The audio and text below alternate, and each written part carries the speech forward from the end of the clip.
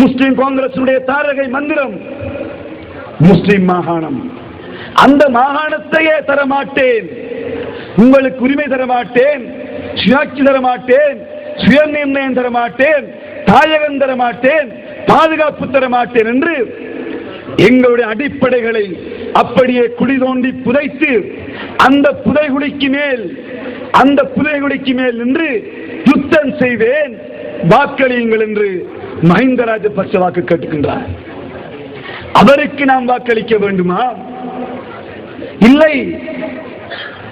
முஸ்லிம்களுக்கு உரிமை தருகின்றேன், முஸ்லிம்களுக்கு சுயாட்சி தருகிறேன், முஸ்லிம்களுடைய பிரச்சனைகளை ஏற்றுக்கொள்கின்றேன், உங்களை பாதுகாப்பதற்கு தனியான படையை உருவாக்குகின்றேன், வடகிழக்கிலே நிலத்தொடர்பற்ற முஸ்லிம் பிரதேசங்களை ஒன்றாக்கி ஒரு சுயாட்சி தருவேன் என்று விளங்குகின்ற ரணில் விக்ரமசிங்கேக்கு நாங்கள் வாக்களிக்க வேண்டுமா? இந்த கேள்வியை நாம் கேட்கின்ற போது ஒரு ஸ்ரீலங்கா முஸ்லிம் காங்கிரஸ் போராளியாகிய நான், முஸ்லிம் சமூகத்தை நேசிக்கின்ற நாம், முஸ்லிம் சமூகத்தினுடைய முஸ்லிம் காங்கிரசினுடைய அடிப்படைக்கு மாற்றமான மஹிந்த ராஜபக்ஷவை எந்த சூழ்நிலையிலும் நாங்கள் ஆதரிக்க முடியாது.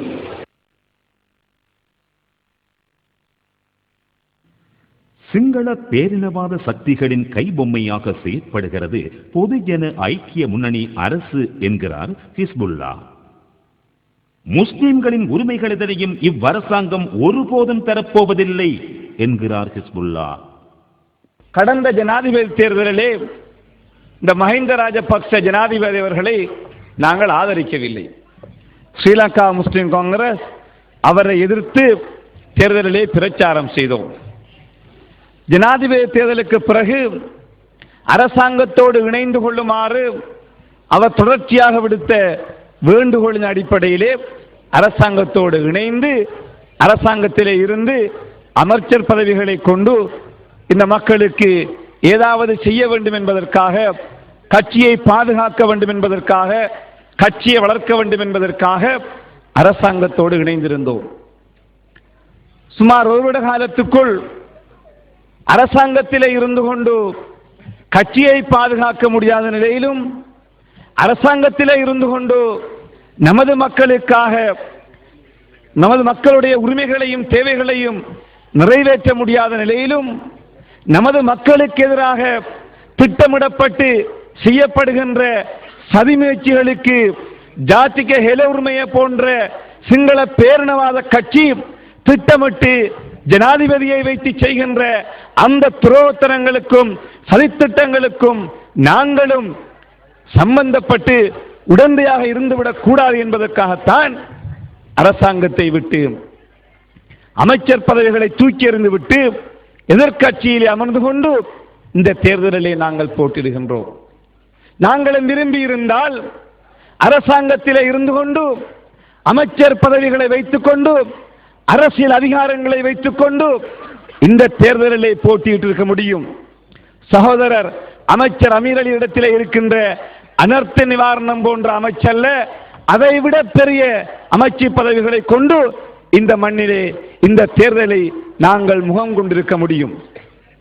அரசாங்கத்திலே இருந்து ஒரு அமைச்சர் பதவியை தூக்கி எறிந்து விட்டு எங்களுடைய தலைமைத்துவம் இன்று ஒரு சாதாரண பாராளுமன்ற உறுப்பினராக தனக்கு வழங்கப்பட்டிருந்த சகல பாதுகாப்புகளையும் எடுத்து இரண்டு ஒரு சாதாரண வேட்பாளருக்கு வழங்கி இருக்கின்ற இரண்டு போலீஸ்காரரோடு நமது தலைமைத்துவத்தை இந்த நாட்டிலே நடமாடச் செய்த இந்த அரசாங்கத்திலே இருந்து அமைச்சர் பதவிகளை தூக்கி எறிந்து விட்டு ஒரு சாதாரண கட்சி தலைவராக இன்று இந்த தேர்தலுக்கு நாம் முகம் கொடுத்துக் கொண்டிருக்கின்றோம் என்றால், நமது கட்சியின் தவிசாளர் தன்னிடத்திலே இருந்த அமைச்சர் பதவியை தூக்கி எறிந்து விட்டு அரசாங்கம் வழங்கி இருக்கின்ற 2 போலீஸ்காரர்களோடு இன்று தங்களுக்கு இருக்கின்ற அத்தனை அச்சுறுத்தல்களுக்கு மத்தியே உங்களுக்கு மத்தியிலே வந்து இந்த சமூகத்திற்காக பேசிக் கொண்டிருக்கின்றோம் என்றால், முஸ்லிம் சமூகத்திற்காகத்தான் அவைகளை நாங்கள் தூக்கி எறிந்தோம். நாங்கள் விரும்பி இருந்தால் அரசாங்கத்திலே உயர்ந்த பதவிகளிலே தொடர்ந்திருக்க முடியும், இன்னும் ஒரு அமைச்சர் பதவியை மேலதிகமாக கட்டிருக்க முடியும். ஆனால் இவற்றை எல்லாம் தூக்கி எறிந்தது உங்களுக்காகத்தான். இந்த சமூகத்திற்காகத்தான் என்பதை தயவு செய்து நீங்கள் மறந்துவிடக் கூடாது. முஸ்லிம்களின் உரிமைகளை தரமறுக்கும் பொதுஜன ஐக்கிய முன்னணியுடன் சேர்வது எப்படி என்று கேள்வி எழுப்புகிறார் ஹிஸ்புல்லா. தேர்தலிலே கடந்த 20 வருட காலம் நாம் நடத்தி வந்த அந்த போராட்டத்திலே நமக்கு இருக்கின்ற ஒரு முக்கியமான மைல்கல். இந்த தேர்தலிலே நாங்கள் ஒன்றுபட்டு எங்களுடைய தனித்துவத்தை பாதுகாத்துக் கொண்டு முஸ்லிம் சமூகத்தோட அரசியல் நலன்களையும் வளர்த்துக் கொண்டு எதிர்கால சந்ததிக்காக இந்த மாகாண சபையை கைப்பற்ற வேண்டிய பொறுப்பும் கடலைப்பாடு நமக்கு இருக்கின்றது. முதலாவது ஆப்ஷன், நாம் அரசாங்கத்தோடு சேர்ந்து போட்டிட வேண்டுமாக இருந்தால் அரசாங்கத்தோடு சேர்ந்து போட்டிட போகின்ற டிஎன்டிபி பிள்ளையாருடைய கட்சி அதை போட்டிட போகிறது. இருக்கின்ற ஏனைய கட்சிகள் ஸ்ரீலங்கா மற்ற சிங்கள கட்சிகள் எல்லாம் போட்டிடுவதால் நாங்கள் இணைந்து அதிலே போட்டிட வேண்டும். இந்த சூழ்நிலையே எங்களுடைய நிலைமை இந்த அரசாங்கத்தோடு நாங்கள் இருக்கின்ற இந்த முருகல் நிலையிலே அரசாங்கத்துக்கு எங்களுக்கு இடையிலே இருக்கின்ற பிரச்சனைகள் தீர்க்கப்படாத நிலையிலே முஸ்லீம்களுடைய பிரச்சனைகளுக்கு தீர்மானப்படாத நிலையிலே நாங்கள் அந்த கட்சியோடு இணைந்து செயல்பட முடியுமா என்ற ஒரு கேள்விக்குறி இருக்கிறது. நாங்கள் ஐக்கிய தேசிய கட்சியோடு சேர்த்து போட்டுள்ளோம். ஐக்கிய தேசிய கட்சிக்கு வந்து கிழக்கு மாகாணத்திலே பெரிய வாக்கு வங்கி கிடையாது. அம்பாறை மாவட்டத்திலே 2 சிங்கள ஆசனங்களையும் திருவண்ணாமலை மாவட்டத்திலே ஒரு சிங்கள ஆசனத்தை தான் பெற முடியும். மட்டக்களப்பில் ஐக்கிய தேசிய கட்சிக்கு கடந்த பாராளுமன்ற தேர்தலில் தனித்து போட்டியிட்டு 6000 வாக்குகளை பெற்றார். அவர்களுக்கு பெரிய வாக்கு வங்கி இல்லை. திருவண்ணாமலையிலும் ஒரு சிங்கள அவர்களுடைய தேர்தல் பிரிவுகளின்படி ஒரு ஆசனத்தை பெற முடியும். அம்பாறையில் 2 ஆசனங்களை சிங்கள ஆசனங்களை பெற முடியும், 3 ஆசனங்களை பெற முடியும். முஸ்லீம் காங்கிரஸ் நாங்கள் சேர்ந்து போவது எடுக்கின்ற இரண்டால் நாங்கள் ஐக்கிய தேசிய கட்சியோடு சேர்ந்து போட்டிட என்றால் இங்கு சில சகோதரர்கள் பேசினார்கள், நாங்கள் மரத்திலே போட்டிட வேண்டும் என்று. மரத்திலே ஐக்கிய தேசிய கட்சியோடு போட்டிட முடியாது. அவ்வாறு போட்டு சிங்கள மக்களுடைய வாக்குகளை நாங்கள் பெற முடியாது. ஆகவே நாங்கள் ஐக்கிய தேசிய கட்சியோடு இணைந்து போட்டிருந்த தீர்மானம் இருக்கிறோம். யாரை சின்னத்தில் தான் போட்டிட வேண்டும். அவ்வாறு போட்டிட போதுதான் நாங்கள் அந்த சிங்கள உறுப்பினர்களை பெற முடியும். சிங்கள உறுப்பாக்களை பெற்று சில தமிழ் வாக்குகளை பெற்று எங்களுடைய ஆசனங்களை நாங்கள் பெற முடியும். இணைந்து போட்டிருந்த போது 10 ஆசனங்கள் 13, சில வேளைகளில் மட்டக்களப்பிலே முஸ்லீம்களுக்கு கிடைக்கின்ற 2 ஆசனங்களோடு இன்னொரு 5000 10,000 வேறுவிதமாக இருக்கு. ஐக்கிய தேசிய கட்சியிலிருந்து வருகின்ற ஒரு 5000 வாக்குகளை செய்கின்ற போது சில வேளை ஒரு ஆசனம் கூடி 14 ஆசனங்களாக நாங்கள் ஐக்கிய தேசிய கட்சியும் முஸ்லீம் அவர்கள் இணைந்து போட்டுவோ சில வழிகளில் 14 ஆசனங்களை எங்களால் பெற முடியும். நாங்கள் தனித்து போட்டிருந்த போது முஸ்லீம் காங்கிரஸ் தனித்து போட்டிருந்த அந்த சூழ்நிலையிலே எந்த வகையிலும் இந்த ரேஸில் நாங்கள் நிற்க முடியாது. அரசாங்கத்தோடு சேர்ந்து போட்டிட போகின்ற டிஎன்டிபி பிள்ளையாருடைய கட்சி அங்கே போட்டிட போகிறது.